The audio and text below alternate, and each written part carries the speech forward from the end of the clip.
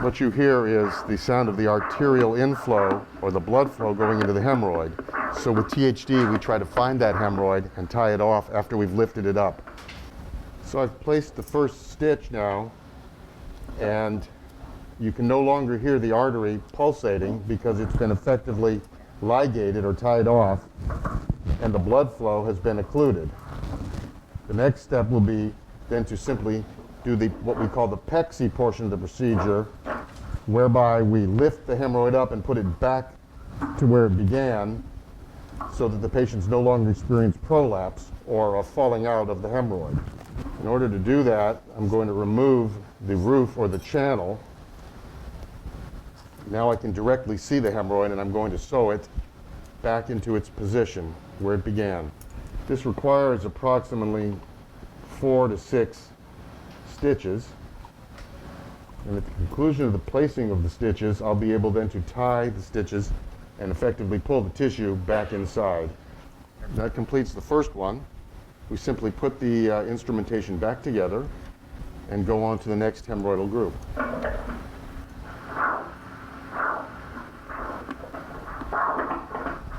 The second group is actually larger than the first, and again, there's a cessation of blood flow when I tie the stitch, and the arterial blood flow into the hemorrhoid, which is an artery and a vein, has now stopped. And it's similar to the first hemorrhoid. We will simply replace this hemorrhoid back to where it originated. Let's go ahead and remove the roof.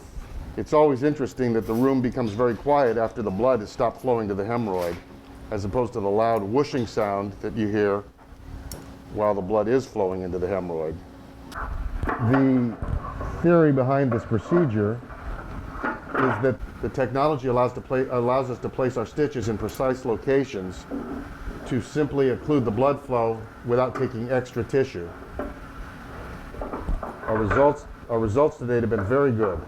One of the main differences between THD and PPH is that in a PPH, once the instrument is inserted, tissue is actually removed. There are many circumstances where this has to be performed, but one of the advantages of THD is that no tissue is removed. However, THD is not applicable to all cases, nor is PPH. Patient selection is very important, and the operation needs to be tailored and individualized given each patient's clinical situation and anatomy. The arterial inflow on this side is less strong, corresponding to this hemorrhoid being slightly smaller.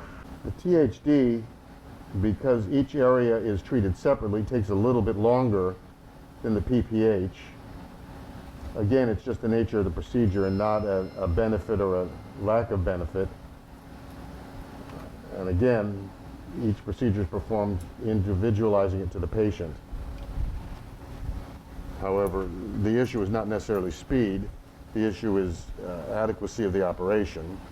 We began the operation injecting liposomal bupivacaine, which hopefully, even though she may not have any discomfort at all, will give her added protection, and will conclude by giving her an injection of ketorolac, which is a non-steroidal anti-inflammatory drug, which will supplement the liposomal bupivacaine. She should get between 6 and 7 days of pain relief.